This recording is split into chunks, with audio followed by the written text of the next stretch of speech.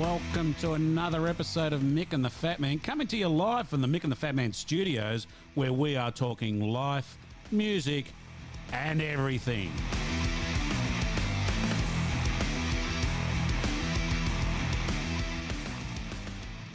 Well, welcome everybody to Mick and the Fat Man Series 3, episode number 6. Mick, how are they hanging? Mate, fantastically. And I think that's particularly apt given one of the episodes we've got coming up where we talk about Rod Stewart's sexual prowess. Mate, it's going to be pretty risque, I think. Risque. Pretty risque. Risque and risky at the same time. All at once. All at once. All at Mate, once. I'm really enjoying making my approach to things. You know, you constantly criticise me for tapping on the microphone and Correct. doing all non-technical things. Well, I'm trying to make my approach to these things more technology-based. See, I have sometimes used the word Luddite when I refer to you, and I know that's something I shouldn't be doing. I should recognise the technological prowess that which you exhibit and rejoice in it and praise the technology gods. As you know, though, Mick, you and I both are at the cutting edge of technology. Cutting edge. Cutting edge. I mean, you have just had a highly successful upgrade from Windows XP to Vista, which is fantastic. And I'm loving it. I can tell. And the only thing that did worry you, though, you were worried about the lack of the start button. That start button really had you going, and it's gone on Vista. Yeah, well, I tried to take it back to the shop, but... And you've also upgraded. You've got MS Office 2007, very solid platform. I'm a bit sorry to lose WordPerfect though. Oh, WordPerfect was great. I really love WordPerfect. You used to be able to show the all the symbols. You used to be able to press a button and say show symbols, so you could see page breaks and little things. You know, sometimes little things that appear in your document you don't know what it is. You can do that on Microsoft Word. Can you? Yeah. Oh, it must be newer. I don't use Microsoft Word that often. I'm more of an Excel kind of guy. I do everything in Excel. Yeah. Yeah, Word documents and everything. WordPerfect was a great product. I think it's called Corel. Is it? Don't even know it exists anymore. Is it called Corel Word or something like that? I've no idea. I thought it just stopped. It may still be around. Probably someone else has bought and stuck it into something. Yeah. Now, I've been following along in the world of technology, Mick, and I want to talk about the latest and the greatest, and that's I'm delving into the artificial intelligence world, mate. I'm getting into ChatGPT.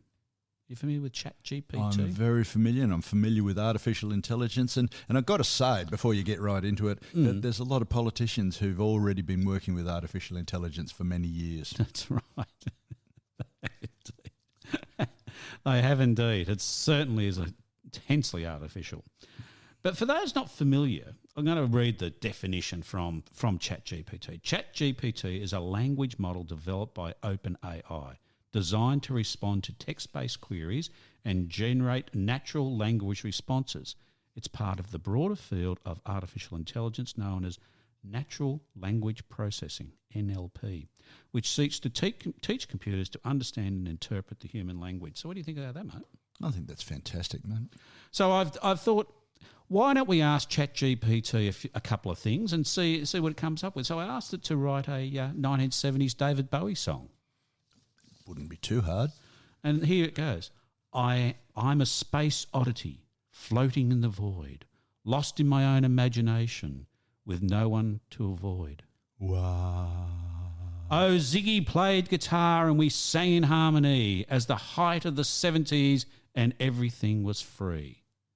So that's ChatGPT. I could go on. There's a few more verses there, but... it's much the same. It's much the same. But then we go, so come on, let's dance to the rhythm of the beat. We'll take on the world together and we'll never leave our seats. It's good, isn't it?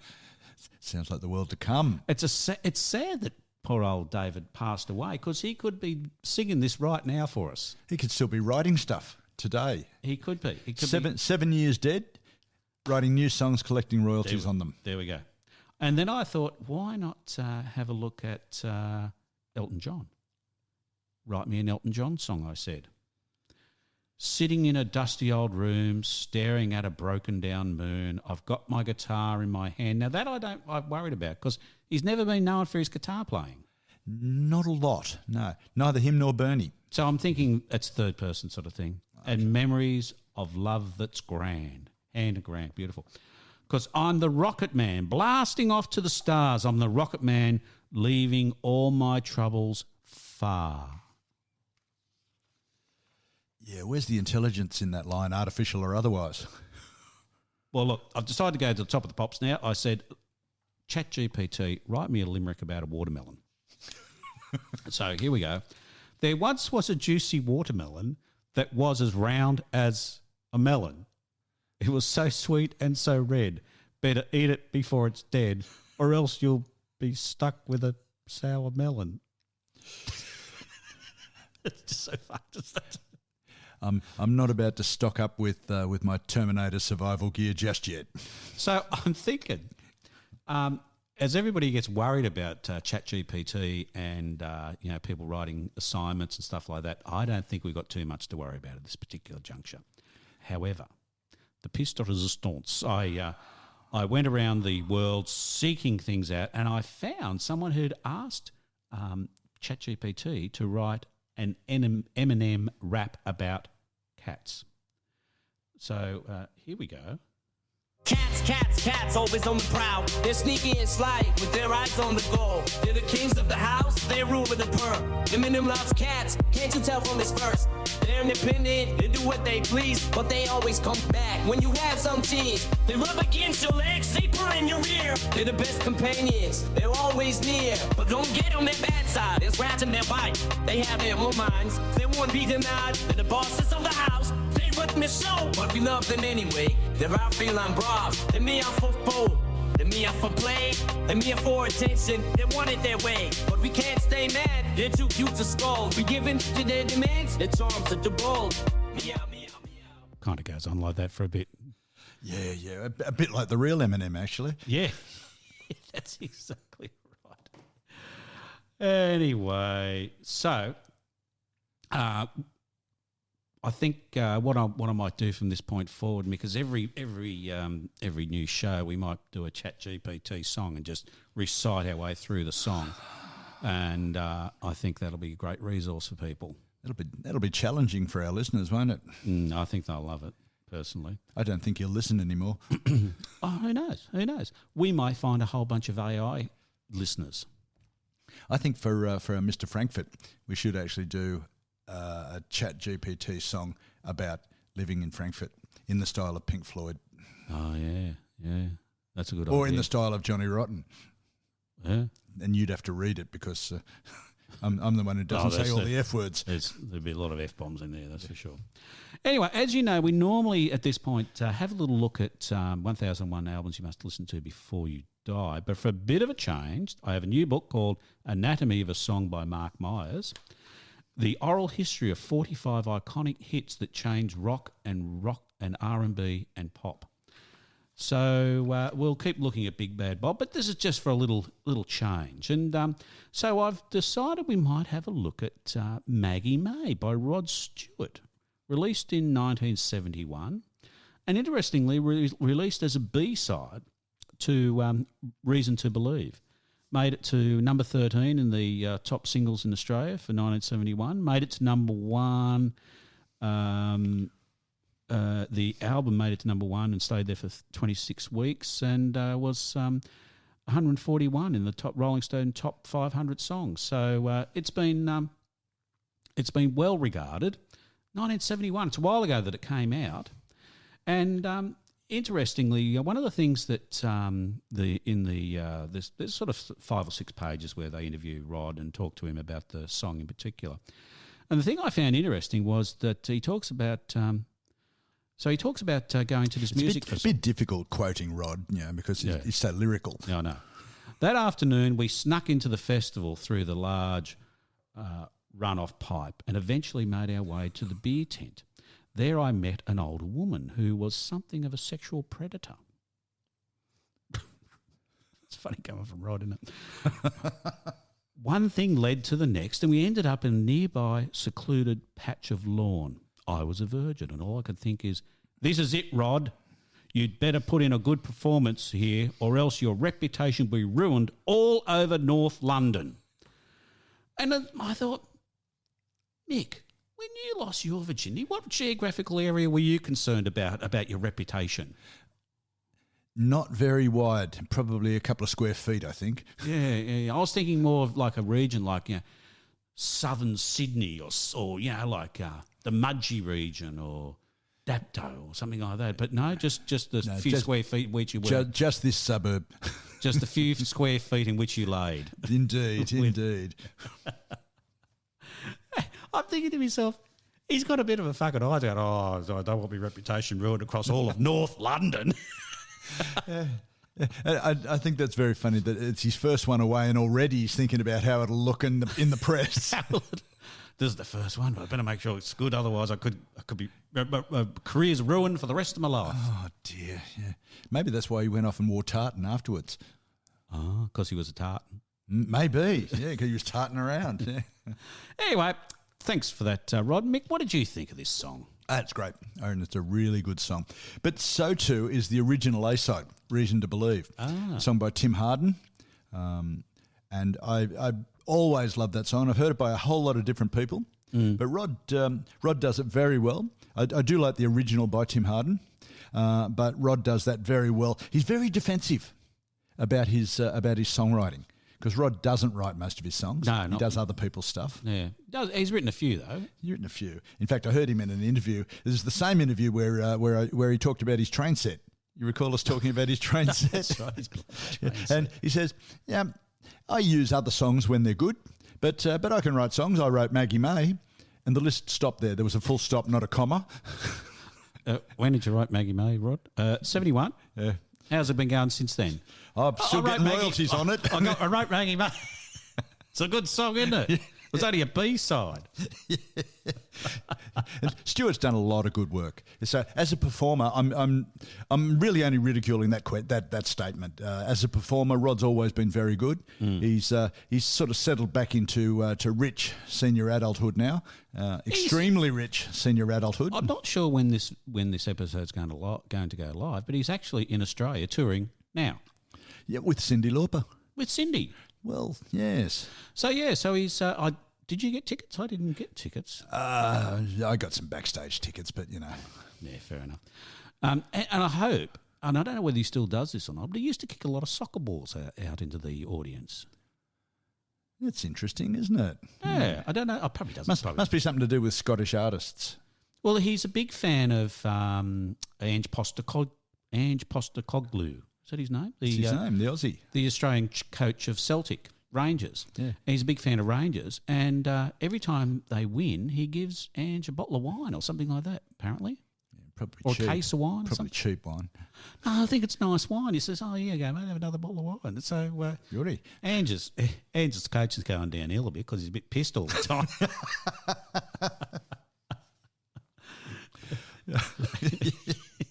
Right, another case of wine for you. Oh, fuck, I'm still halfway through the last one. I had to share it with the team and they lost the next day. This is probably one of the best songs of the comparative few that Rod's written. It's probably certainly one of the best. And I would suggest it's probably one of the best that he's recorded.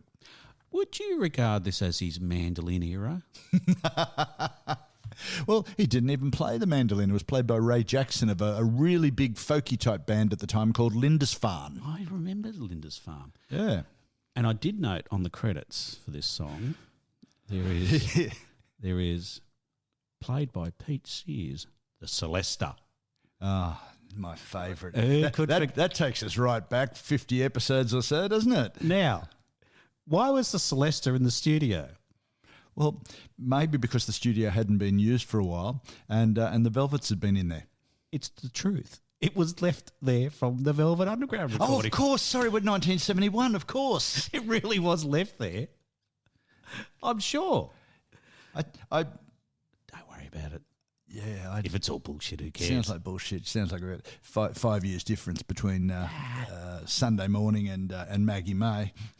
But who cares? Who cares? If there's a Celesta in the studio, I suggest you use it. Well, absolutely. Why not? So you'd be in fine company. So Pete Sears, he gets off on the Celesta, and as we said, Ray Jackson plays the mandolin. And there's a Hammond organ in there.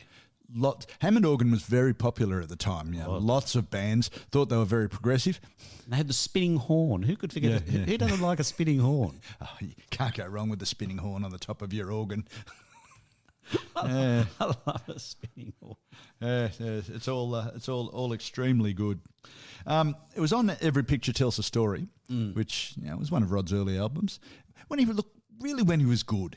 When he got well into the 70s and he got to Atlantic Crossing, he probably had more hits on the album, but I suggest that equally the quality of his stuff went down. But interestingly, even at that point, 1971, he already had a fairly big career from up to that point when he actually got signed as a solo artist. But he'd already been a very busy muso up until that point, hadn't he? He had indeed. Look, Stewart has done. There was an album released probably 20 years ago now called Storyteller, which was a double CD. Oh, cool. Now we're talking. If we could get to a triple CD, we'd have a show, wouldn't we? We would. We'd have a yes show. Yes. Yes, indeed. Now, look, Stewart has worked with over the course of his career, Jeff Beck, the Faces, and the Faces is full of famous people, notably the Rolling Stones. Carmen Apiece, and we've talked about him as a great drummer. Great drummer. So he's done a lot of really good stuff, and he was pretty much a mainstay of late 60s through to mid 70s. He was the rocky guy, that you'd bring along, and he had this Scottish raspy voice. Have they all got raspy voices? Is it something to do with the coal in the air? It's the coal and the cold. Okay, right, yeah. Both of those. Yeah. So he had lots of great songs, and he could equally handle a really solid rock song and a nice little moody ballad like this one or Reason to Believe. Yeah. Yeah, no, he's a quite a dude. Anyway, so thank you, Mr. Myers, for giving us a bit of information there. So we'll return to him later but we'll still keep doing our Mr. Dimmery 1001 albums as well. Well, it stood us in good stead, that book. It has, and we enjoy it. Anyway, Mick, it's time to move on. We've got the Globite school bag over there in the corner. I don't know why you've put it so far away, but why don't you go over there and get it, because I'm sure it is moving all by itself as we speak. Well, maybe it can come over here because I haven't got a sound effect for me walking. Oh, here we go. Here it is. I got it. Okay. And I'll open it up. And? Look, it's the Sensational Alex Harvey Band. Really? Yeah.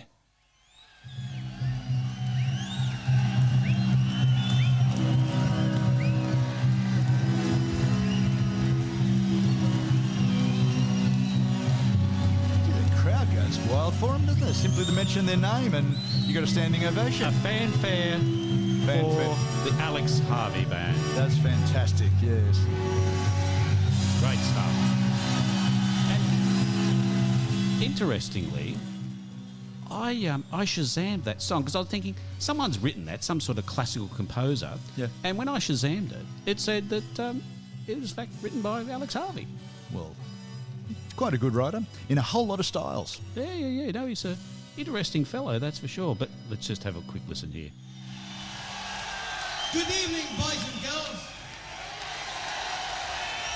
It really is a gas to be back here at the De Montfort. Yeah! It gives me great pleasure to introduce you to my band. The Sensational Alex Harvey Band. Well, that's given us a few sounds that we'll come back to. Yeah, sensational. I love that intro. It is. And look, when they formed the band, can I come back to that? I just want to say that more than any other band we've covered so far, this band has delivered me the most blank looks. People... never heard of them. Who are they? Right. And they were very much of a time. They didn't kick on, mainly for a whole lot of reasons that are going to become obvious over the next hour or so. Did you only have the one album? Did you have No, I had all their early albums: Framed, Next, Impossible Dream, and Live. And then they released Penthouse Tapes, which wasn't so good, and then a few other things started happening, so I had to go and do those other things. You got busy. I got busy. I was listening to all these others, but then I got busy. I had to go somewhere else. So in 1972, apparently Alex Harvey was 17 years older than the rest of the band. Yeah, and he looks it too. Yeah. So he's well into his mid-30s when the rest of the band are all 20 and 21. Not a bad thing. He was able to apply his experience and worldview, which was very different to any other rock star we'd come across at the time, to a bunch of musicians who were playing very loud at the time and wanted to expand their abilities and worldview as well. So they were a band called Tear Gas, and they were Scotland's loudest group. So when you form a band called the Sensational Alex Harvey Band, you're asking for trouble from the critics. Yeah. You know, they're natural. Before they even hear a word or a note of what you're playing, they're going to go, what the hell is this band doing calling themselves sensational? And look, Chris Glenn, one of the members of the band, he said, we had to think about the things that made us sensational. Oh, right. So Harvey did it as an aspirational thing. He says, say what you want to be. You know, he probably said it with a Scottish accent and with a couple of swearing words in there, your type of words. Yeah. But say what you want to be. And if you want to be sensational, you've got to be sensational. It's like having your own bloody moral coach there, isn't he? Isn't he? Hey, Jimmy.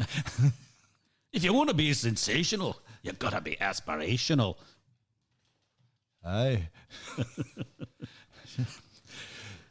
Funny talking about in faux Scottish accents, but unlike most of the bands in the whole of the rock era, Sensational Alex Harvey Band and Alex Harvey on vocals sang with a Scottish accent.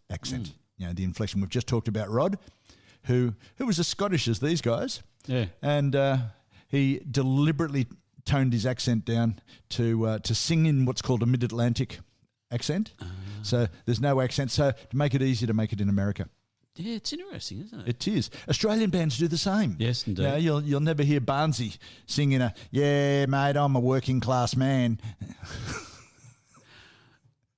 That's right. In fact, Australian actors in America, they're actually like Australian actors because they don't sound like Americans, but they don't sound like when they once again they do that whole mid whatever it is, accent and basically have no accent. Well, you look at Kate Blanchett.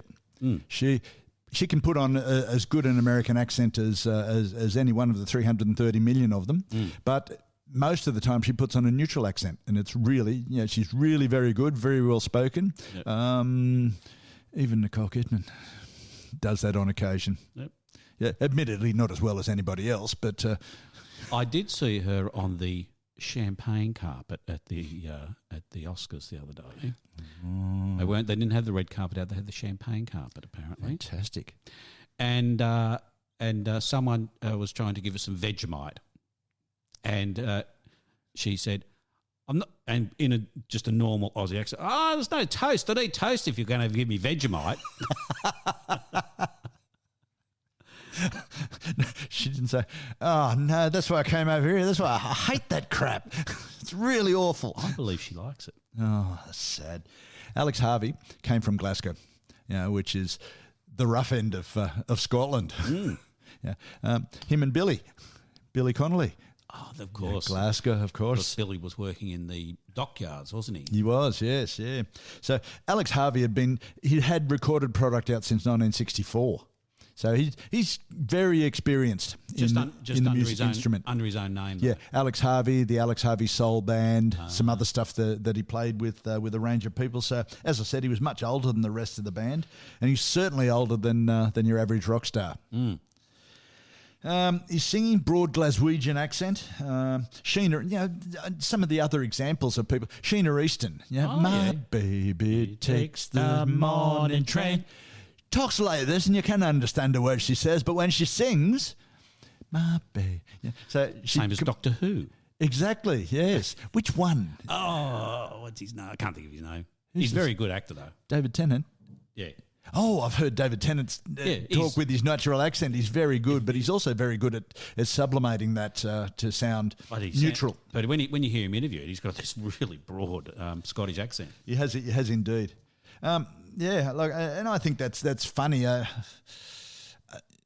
I guess it's record companies not wanting to take a risk on someone. And you think about it here. If you've got someone who's singing in an Australian accent, you're thinking, oh, God, this guy's a folkie or a protest singer.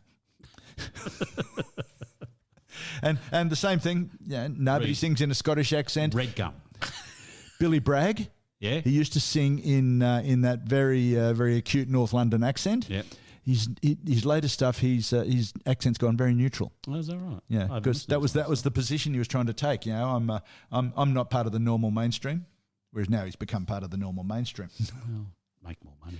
Yeah. The rest of the band, Zal Clemenson on lead. He regularly appeared in clown makeup, with that vertical black stripe, similar to what Alice Cooper adopted for Alice Cooper. Interestingly, there's a tribute band. There's an Alex Harvey tribute band floating around the world. Is there? There is. And he wears the guitarist wears the exact same outfit, the green and yellow outfit with the clown white makeup on. Okay. Are you sure that that's not the Sensational Alex Harvey Band without Alex? No, I'm pretty sure. Because they played for many years through to the mid-2010s. As the Sensational Alex Harvey Band without Alex, with Zal Clemenson in that makeup. Well, even though he's increasingly old. That's interesting. I'll have a look. You look that up. You keep talking. Little Apple laptop whiz there. We call it an iPad, but anyway. Oh, that's right. Yes. Chris Glenn on bass, Hugh McKenna, cousins Hugh McKenna and Ted McKenna on keyboards and drums, respectively. The sound. Remember a long while back we talked about MySex, how their sound was really made a lot richer by having the keyboards woven through it rather than doing a Deep Purple and having just a solo with keyboards and things like that. Alex Harvey's, the Sensational Alex Harvey Band, had keyboards laced all the way through it to really give them a very solid, strong sound. It was great. No, definitely a tribute band. This is Glasgow 2013.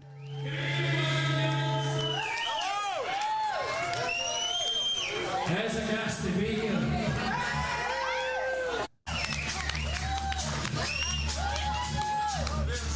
Anyway, definitely a tribute band. Definitely a different looking guitarist. Looks older. I reckon they all look older than they would have in 1982. They would have in 2013 as well. There's some homework for you, Jeffrey, to look up what's the story with the Alex Harvey tribute band. Okay. Given that Harvey died in 82 and the rest of the band had to do a job... What did they do? Work in the docks at Glasgow? No, they worked in the Sensational Alex Harvey Band. With a new singer. Or without Alex, as they called it. Yeah. Yeah. The Sensational Band. Sensational ex-Alex Harvey Band, yes. When they first got together, Alex Harvey, being the experienced player that he was, he used to say, "Turn it down. Turn it down. Turn it down." Ah. Yeah, probably What do you say? Turn it down, down. Okay. Tear Gas were as I say, they were renowned as Scotland's loudest band. Yeah, and I don't know how I've read them billed as progressive, and I thought, bloody hell, how do you have loudest band and progressive in the one sentence? But that's okay. But because they were such a loud, sort of forward sort of band, they didn't understand that at first. But when they got it, they thought, okay. And what it was about was, if you start loud, you got nowhere to go. Yeah. But if you start quiet, and a lot of their songs build, and even the fanfare that you just played, and the intro to Faith Healer, yeah. which I'll come back to, it starts with that quiet drone, and then explodes with guitar sounds, and it's just great. In fact, there's quite a few songs that start fairly quiet with this band. Absolutely, yeah, and. When you think about the late 80s and the early 90s, Sensational Alex Harvey Band called that the tiptoe dynamic. So you tiptoe around the song until you really want to get into it. Oh. But you could just as readily call it quiet loud and substitute in the Pixies and Nirvana. Quiet loud. Well, that's exactly how the Pixies play and how Nirvana played.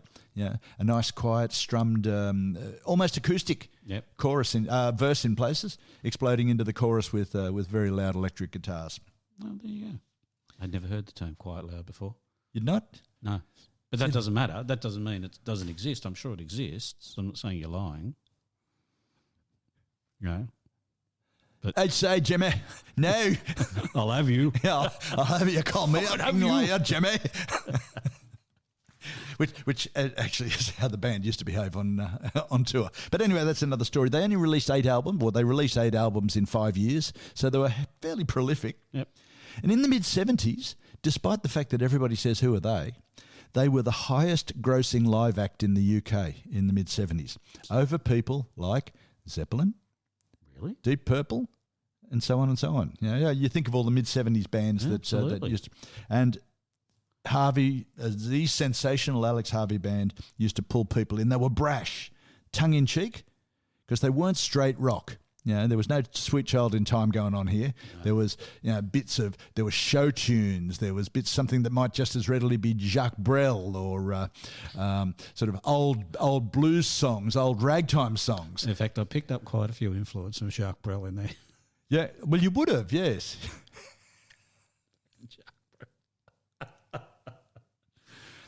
The Port of Amsterdam. Or whatever it is. Yeah, in the Port of Amsterdam.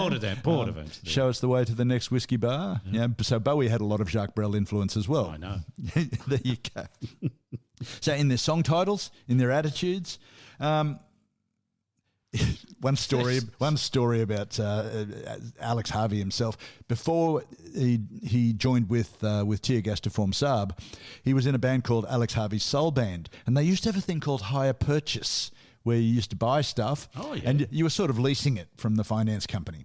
Mm-hmm. And the finance company, his band, they weren't doing well, and so they hadn't made any payments.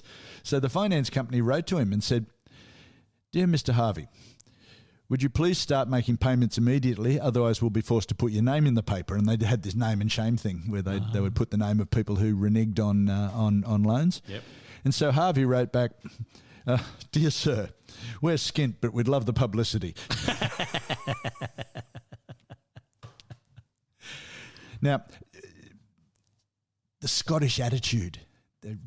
Ladies and gentlemen, we will talk about their music soon, but their attitude is just so good with a band like this. They were at Nebworth, which is a long-running, world-famous festival type of thing in England, and they were on the same bill as the Doobie Brothers and a few other big bands, and the Doobie Brothers had gone into the wrong dressing room.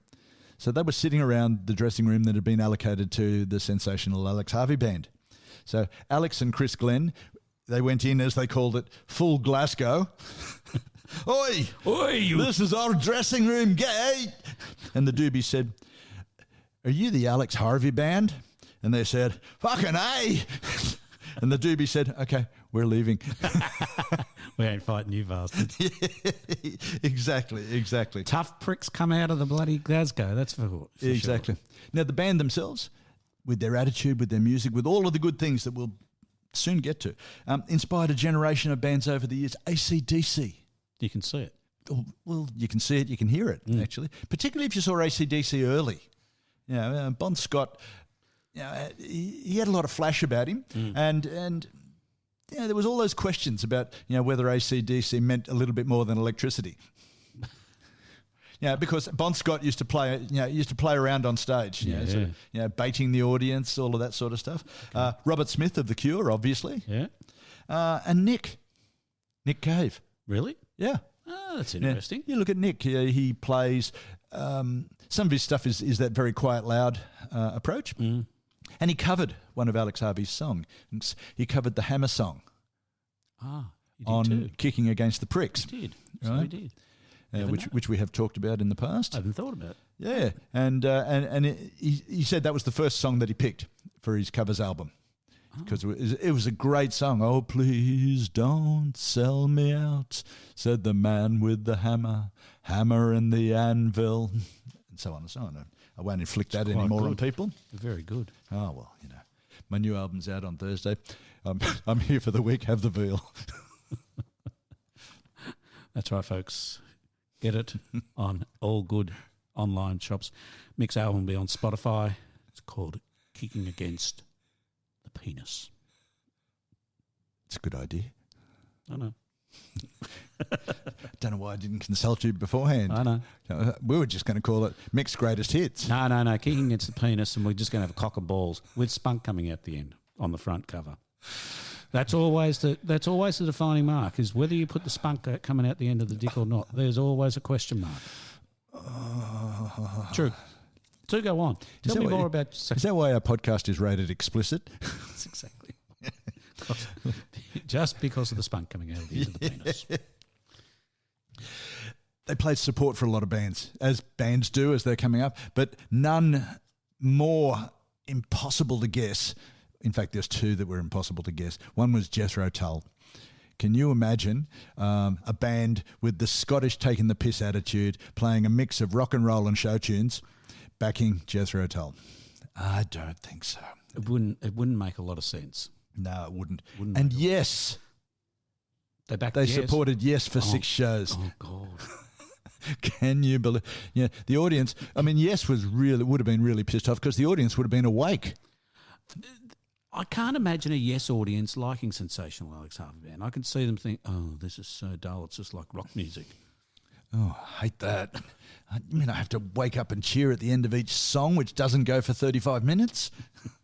But apparently what people were saying about concerts, the concerts were reviewed and talking about what a poor mix that was, Tull and SAHB, Yes and SAHB, and a couple of others.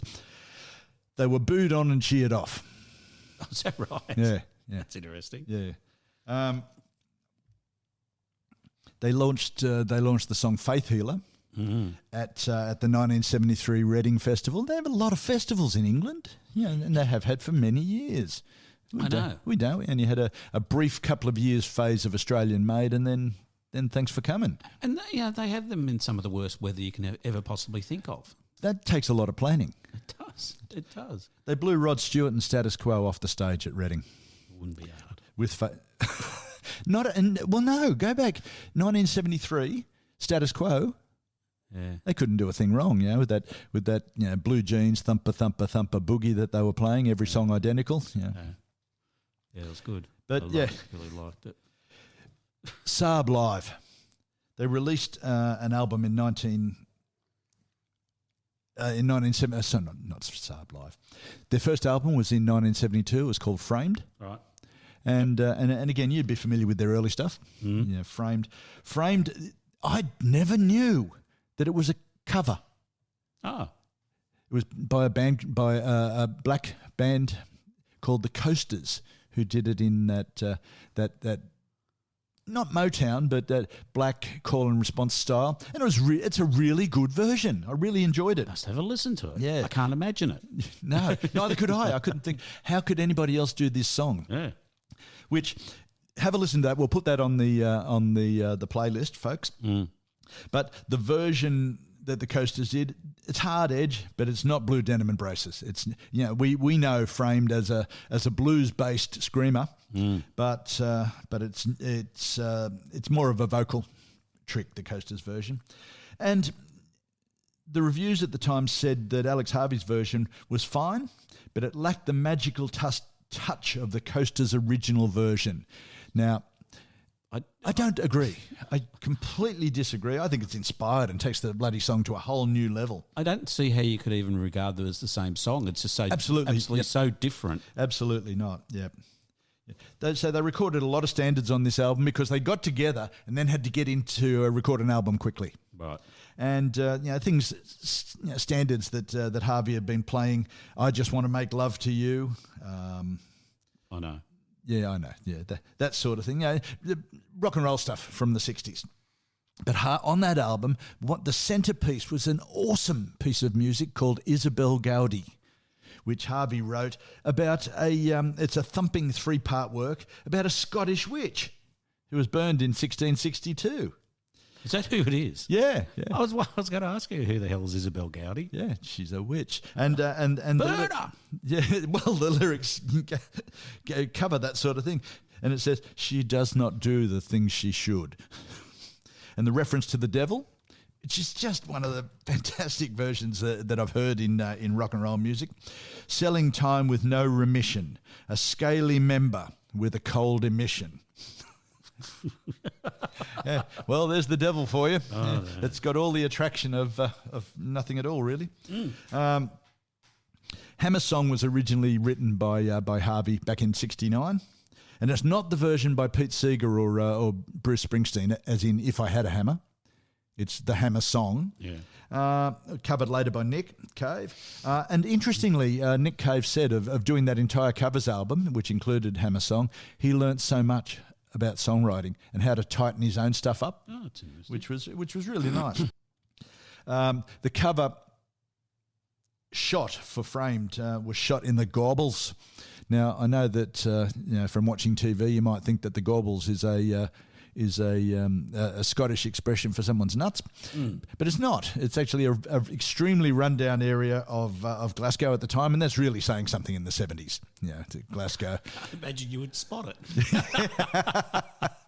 Well, exactly. I mean, Glasgow's not the prettiest town, is it? Well, yeah, I was there a few years back, and it's nice enough now, but Scotland and the north really, we've talked before a number of times about how England became a basket case after World War II and carried those debts and that problems, sadly, up until the 80s. And we're talking the 70s in the north, in Scotland.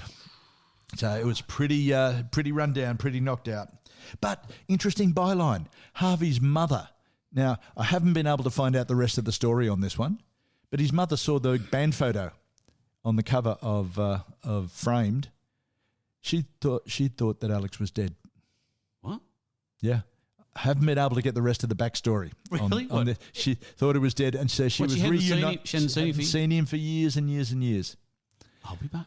That's bizarre. Yeah. So she, as a result of that first album by the SAHBs, she was reunited with Alex, which is really something quite extraordinary. You forget your mum. Yeah. Well, it happens. It happens. I know another bloke we know who hasn't talked to his mum for 40 years. I know. It happens. Takes all types. Yeah. Get to the next album, they became more of what we know as the Sensational Alex Harvey Band. Framed was great, really good album, but a lot of other people's stuff and a lot of more thumping, driving music. You get to Next, and it's got Faith Healer on it. Right. Now, Faith Healer, another piece of equipment left in the studio by somebody else. Celesta? No, not a Celesta.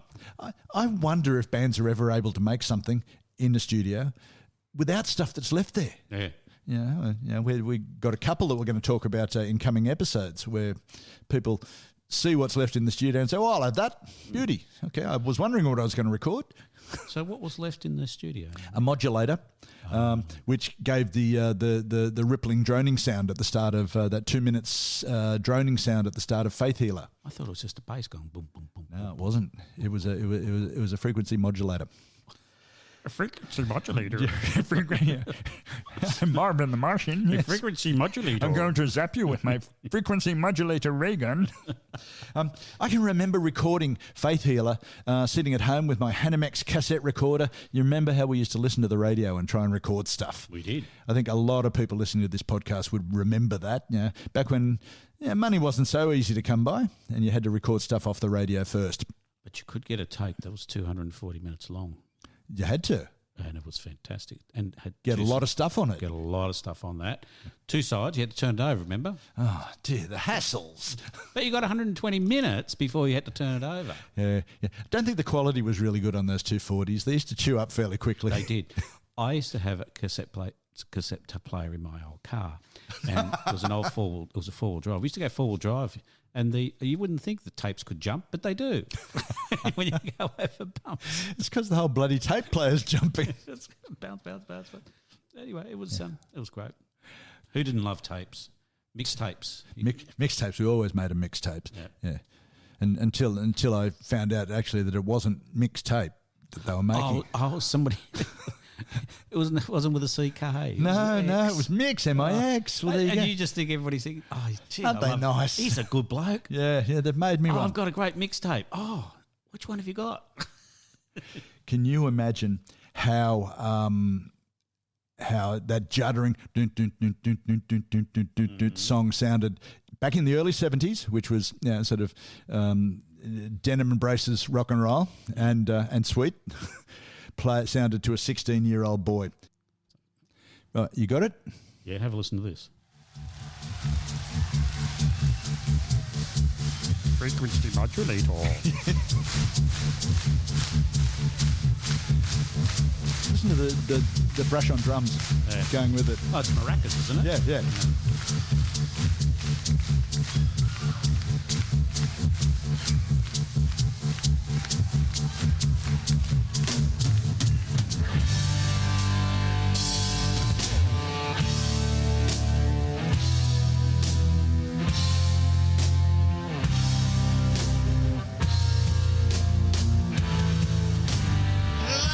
Let me put my hands on you.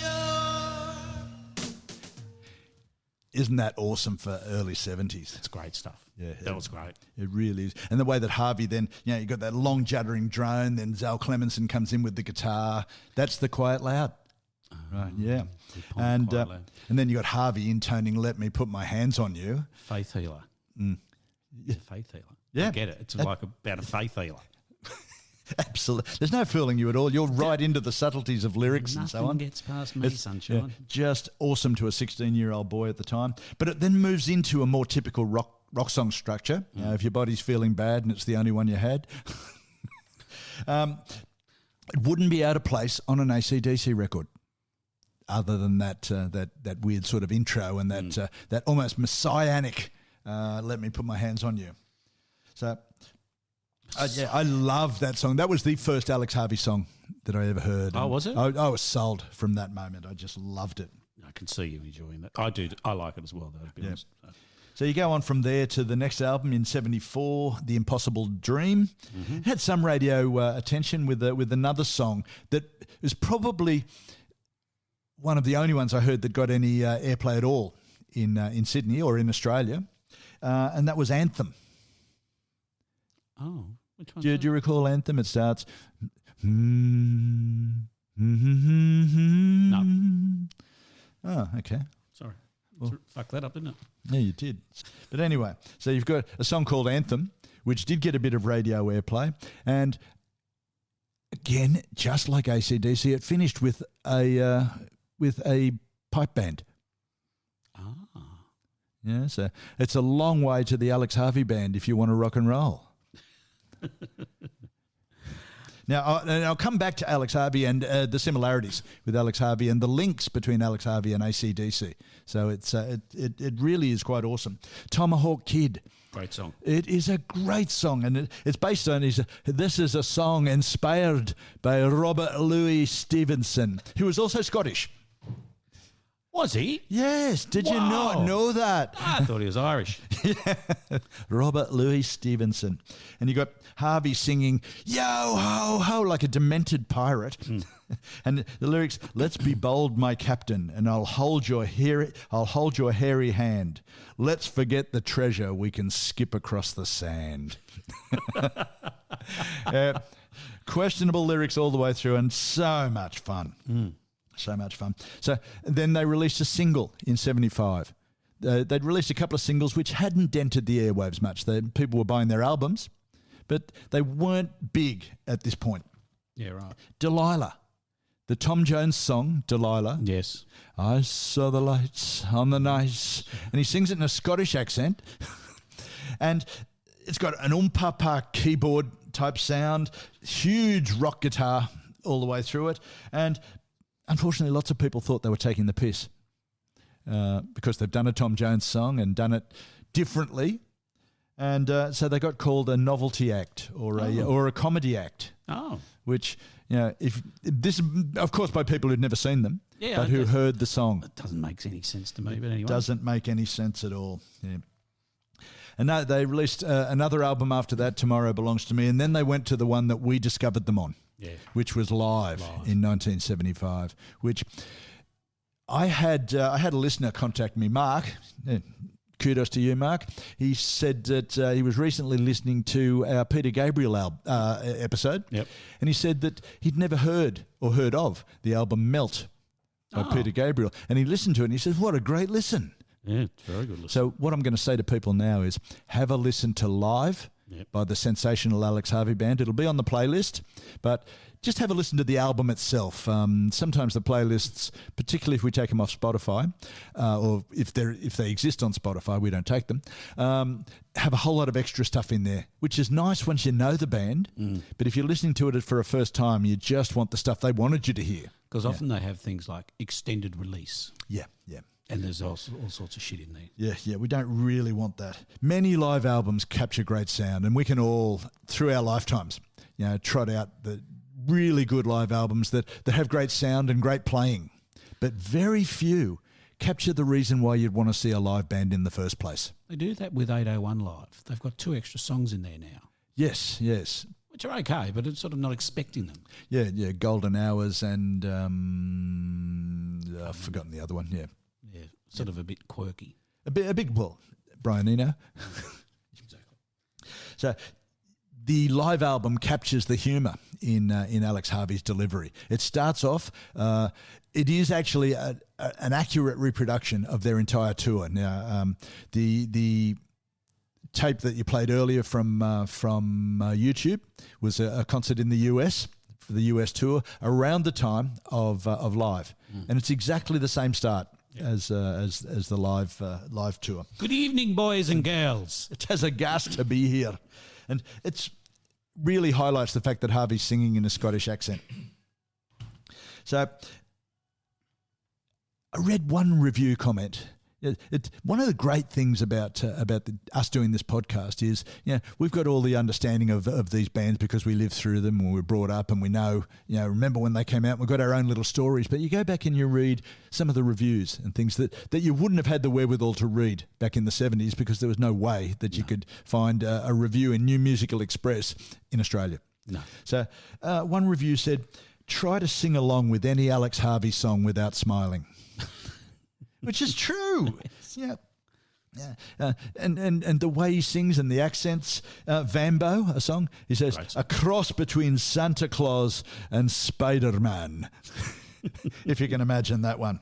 So he talks to the audience and he explains how they're supposed to respond on the live album. Being Scottish, he used to bait his audiences too. If they weren't responding the right way or strongly enough, he'd get right into them. Yeah.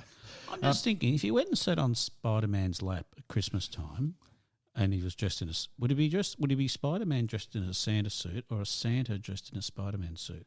I don't know. He could have the thing over his eyes and everything, and one of those little fluffy red hats with the fur around it. Because I'm thinking, you wouldn't have to tell him what you want for Christmas because his spider senses would tingle and he'd know. Have you thought of that? I have not thought of that. No, because he gets tingling spider senses. Spider-Man does. That's awesome, isn't it? Yeah. Yeah. Do you want to think about that for a few more minutes? I was just reading about Gary Glitter this morning on that same line. So we can probably leave that alone. Our favourite pedophile's gone back to jail. Yeah, good on him. He did get out. He got out for a week or so, but then apparently he decided he wanted to go and look up things on the dark web. And for some reason, part of his condition was, you're not allowed to look up shit on the dark web, but he did anyway. Did you mean me? Did you mean not? Oh, I'm sorry. I thought you meant somebody else. And so poor old Gazza, he was out for about a couple of weeks, but they've invited him back again. What a grub. What a grub. What a fucking idiot. Alex Harvey was a much nicer person. And he's there talking to the audience. Yep. Sorry. And no, not a problem. I'm sorry about that. Yeah, I don't want to waste airtime on Gary Glitter, really, frankly. No. So Harvey's talking to the audience, and during Framed, he's talking about how he was framed and he didn't do nothing. Do you believe me? Yeah, and he's explaining to the audience how on tour it's me versus the band. Yeah. Do you believe me? In one concert, he's going, do you believe me? Do you believe them?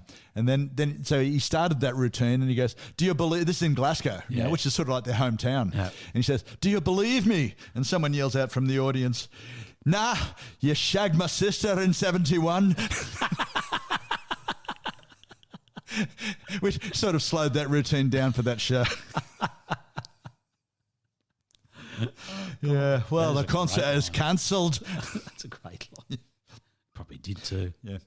Another review that we wouldn't have seen at the time described SAHB as entertainment, right? In line with what I was talking about, you know, the shows the live concert rather than, or sounds like the live concert rather than making sure every note is perfect. They're entertainment rather than a technical display of musical prowess. And that, after all, is what live rock should be all about. We saw Queen, remember? They were a great show. And if I'm not mistaken, they missed plenty of notes, and Freddie often missed things. But would you pick it up and would you complain about it after the show? Hardly. Even so, though, that is a very good band, the Sensation. I mean, the band members are very good musos. Aren't they just? Yeah. And the three-piece, you know, so they're churning out a lot of noise. They are indeed. Yep. So, so they really are a very good band, and that guitarist is an awesome guitarist. Zell Clemenson, he is indeed, yeah. But they were a different band with Alex Harvey. Because he used to egg the band on as much as he'd egg the audience on. And the review that I was talking about went on. It said, "Evil is the best way to describe the demonic stage presence of Alex Harvey." Jesus Christ. And you can hear him talking to the audience, and you hear a little evil laugh here and there. It's just great. That's, of all the bands that we've seen, heard, and talked about, they are the one that I really am sad and disappointed that I missed out on, because they never got quite big enough to tour Australia, and then it was all over. Shut the gate. And we didn't quite have the capability to get to Glasgow to see them. No, I tried, but Harvey had been long dead, and he didn't play a lot of shows after that. When did he die? He died in 1982. Shit. Yeah, so they did a few more albums, Penthouse Tapes, SAHB Stories, Rock Drill, so on and so on. A number of legal bootlegs. Do you remember that thing that came out, the thing that happened 20 maybe 30 years ago, where someone claimed that they'd found a legal loophole where you could release a live concert.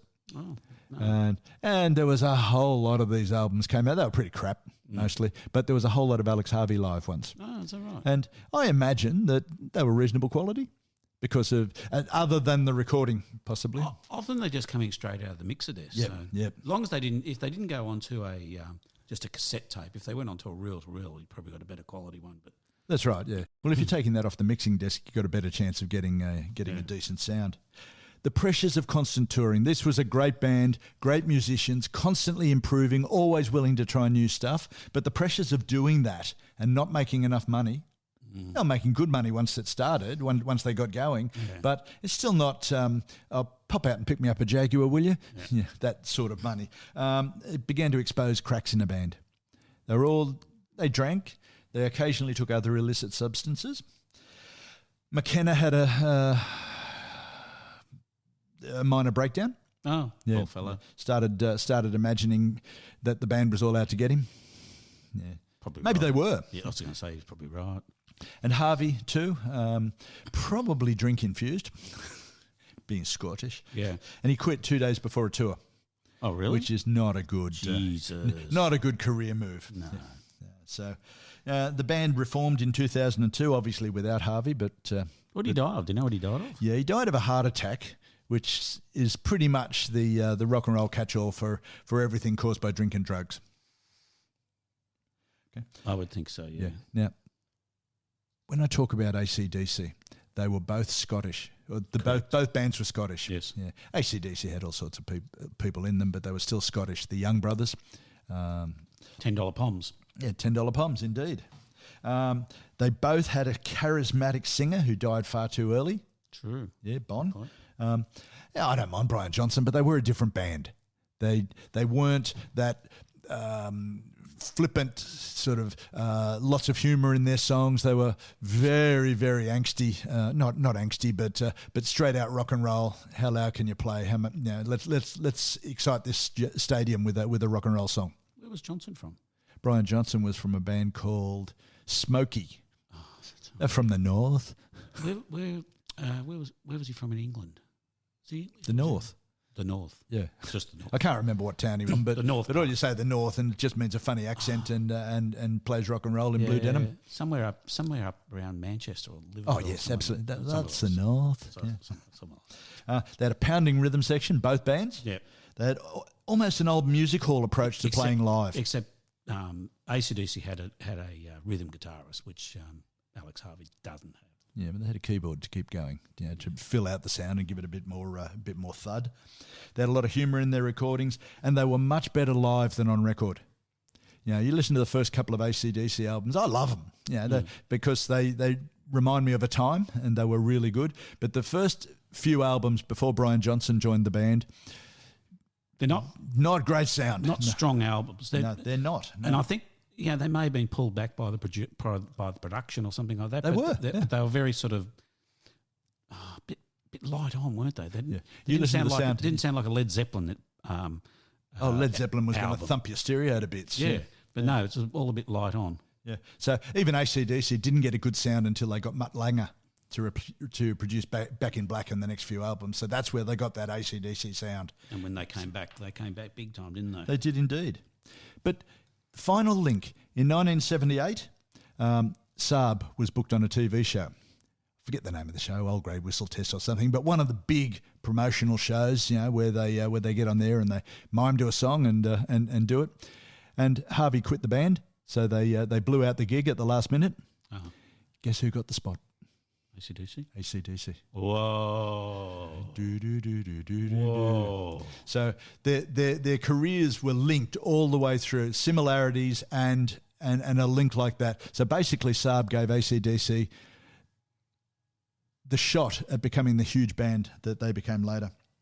Unfortunately for SAHB, they didn't get the money, but AC/DC certainly did. Well, absolutely. AC/DC certainly did, and they were great. We should do a show on AC/DC one day. We should. Maybe it gives us another chance to talk in a Scottish accent. I like I often just sit on YouTube and watch an AC/DC concert because they're actually really good live band to watch. Big stages, because they can afford to have a really big stage and all that sort of stuff. Yeah. Great live. Yeah. Yeah, I don't think I saw AC/DC after their early stages, after the early stuff with Bon Scott. No. They just go to YouTube. It's on the computer. Have you been to the computer? Have I been? Oh, is that the thing that looks like a TV in the spare room? I'll show you how to get onto YouTube and I'll get your concert up so you can have a look at it one day. That will be fantastic. Yeah, that's what I do. Thanks, mate. I really appreciate that. Well, I think... Is that the one where you type in the DOS commands? That's right. You go select all from the blah, blah. Excellent. Can't wait. I used to know DOS. I can't remember it now. Do you remember? Just have changed drives from C drive to D some drive. nonsense anyway. Yeah. Anyway, I think we'll move on and say thank you very much, Michael. Fascinating episode. And if you are out there, as Mick said, have a look on the show notes because we will have the Sensational Alex Band playlist there, but we'll have the first one will be the live album for you to have a listen to. Yep. I've also got Maggie May. We'll have Maggie May on there and a few other odds and sods. So thanks very much, and we'll see you next time.